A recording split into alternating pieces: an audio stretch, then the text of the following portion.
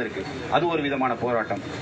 இது கூட மோசமா தேர்தல் காலகட்டங்கள்ல எல்லாத்துக்கும் பணம் கொடுத்தாங்க, எங்களுக்கு மட்டும் பணம் கொடுக்கலன்னு அந்த போராட்டத்தை நம்ம பார்த்திருக்கோம். போராட்டம் என்பது பல வகை. ஆனா இது போன்ற ஒரு போராட்டம் கோவை அளவில், தமிழக அளவில், இந்திய அளவில், உலக அளவிலேயே நடைபெறாத ஒரு போராட்டம் இந்த போராட்டம். அதை கவனிக்கணும். அதற்கு காரணம் என்னவென்று சொன்னால், இந்த ஜனநாயக நாட்டிலே எங்களுடைய உரிமைகள் பறிக்கப்பட்டிருக்கிறது என்பதற்காக நடத்தப்பட்ட இந்த போராட்டம். இதனுடைய சக்தி என்பது மிகப்பெரிய ஒரு சக்தி, சாதாரண சக்தி அல்ல. இங்க இருக்கக்கூடியவங்க பேட்டி கொடுத்ததை கவனிச்சோம்.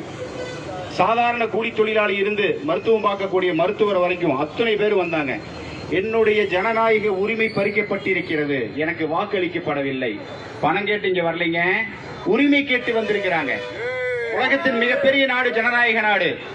இந்த ஜனநாயக நாட்டிலே ஒரு ஆட்சி அமைய வேண்டும் என்று சொன்னால் மக்கள் வாக்களித்து அந்த அரசாங்கத்தை கொண்டு வர வேண்டும் என்பது விதி, சட்டம். அந்த மக்கள் வாக்களிக்க தயாராக இருந்தும் மக்கள் வாக்களிக்கணும்னு சொல்லி பல கோடி செலவு பண்ணி தேர்தல் ஆணையம் விளம்பரப்படுத்திட்டு இருக்குது. நீங்கெல்லாம் வந்து வாக்களிக்க 100% வாக்கு வேணும்னு சொல்லி. ஆனா நாங்க வாக்களிக்க தயாரா வாக்குச்சாவடி வரைக்கும் வந்து எங்களுடைய வாக்கு பறிபோய் இருக்குது, எங்களுடைய உரிமை பறிபோய் இருக்கிற ஆதங்கத்தில் இன்றைய தினம் இங்கே மக்கள் கூடியிருக்கிறார்கள். இது சாதாரண ஒரு போராட்டம் அல்ல, கவனிக்க வேண்டிய விஷயம். அதே போல இன்னொரு விஷயம் இந்த கூட்டத்தில் நான் சொல்லிக்கிறேன். என்ன, எதற்காக இது நடத்தப்பட்டது என்பதையும் நான் முத்து கவனிக்கணும்.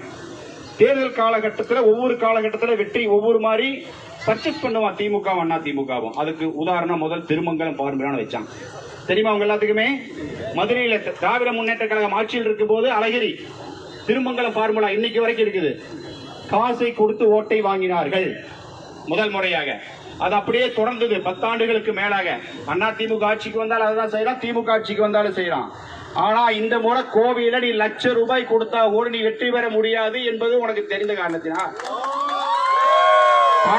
பணம் எத்தனை கொடுத்தாலும் மக்கள் பணத்தை வாங்கினாலும் கூட உனக்கு ஓட்டு போட மாட்டார்கள் என்று உறுதியாக உனக்கு தெரிந்த காரணத்தினால் யாரெல்லாம் உனக்கு ஓட்டு போட மாட்டாங்கன்னு தெரிஞ்சு கரெக்டா அவங்க ஓட்டு எடுத்திருக்க. இது சாதாரண ஒரு விஷயம் அல்ல. 2048 பூத்து கோவை பாராளுமன்றத்திலே 1500 ஓட்டுக்கு மேல அதிகமா இருந்தா 2 பூத்தாக பிரிக்கப்படுகிறது. அப்படி கணக்கு போட்டு பார்த்தா 2059 வாக்குச்சாவடி இன்றைய தினம் கோவை பாராளுமன்றத்தில். ஒவ்வொரு பூத்திலையுமே குறைஞ்சபட்சம் 20 ஓட்டிலிருந்து 50 ஓட்டு எடுத்திருக்கிறாங்க. கவனிக்கணுங்க. சாதாரணமாக நம்முடைய மாநில தலைவர் தேர்தல் நாள் என்று மாலையிலே பேட்டி அளிக்கவில்லை தொலைக்காட்சிகளுக்கு. 1,00,000 ஓட்டு காணுன்னு சொன்னாரு. சினிமால கிணத்து காணுன்னு சொல்ற மாதிரி இங்க ஓட்ட காணுன்னு அவர் சொல்லியிருந்தார். அது உண்மை. ஒவ்வொரு பூத்திலையுமே 20-30 ஓட்டுல இருந்து 50 ஓட்டு வரைக்கும் காணும். இதெல்லாம் யாரான்னு பார்த்தாக்கா தொடர்ந்து வாக்களிச்சுட்டு இருக்கக்கூடிய தேசபக்தர்கள், பாரதிய ஜனதா கட்சிக்கு வாக்களிக்கக்கூடிய நபர்கள். இதுல குறிப்பிட்ட ஒரு விஷயம், அன்றைய தினம் ஆர்ப்பாட்டம் நடைபெற்றது. அத்தனை பேருக்கு தெரியாத ஞாபகப்படுத்துறேன். கவுண்டம்பாளையம் சட்டமன்ற தொகுதியிலே அங்கப்பா மெட்ரிகுலேஷன் என்ற பள்ளியிலே வாக்குச்சாவடி 214 நண்பர். அந்த பகுதியில 2022 உள்ளாட்சி தேர்தலில் 1354 வாக்கு இருந்தது.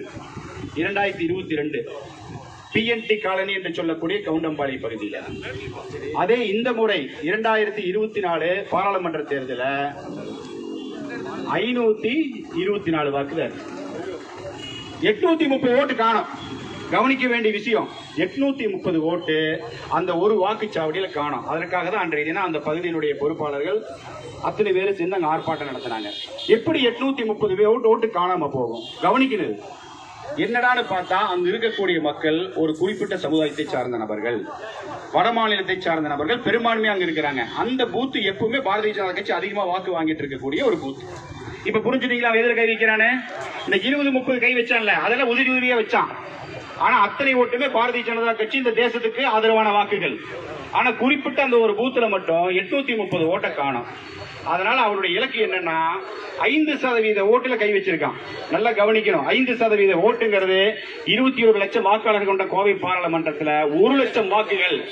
1 லட்சம் ஓட்டு பிஜேபி ஓட்டு எடுத்துட்டீங்கன்னாக்கா பிஜேபி தோற்று நீ ஜெயிச்செல்லாம் நினைச்சு பண்ணிருக்கிற. அது நடக்காது. வெற்றி வித்தியாசங்கள் வேணா குறையலாமை தவிர 1 லட்சத்துக்கு மேற்பட்ட வாக்குகள் வித்தியாசத்தில் பாரதிய ஜனதா கட்சி வெற்றி பெறுவது என்பது உறுதியான விஷயம்.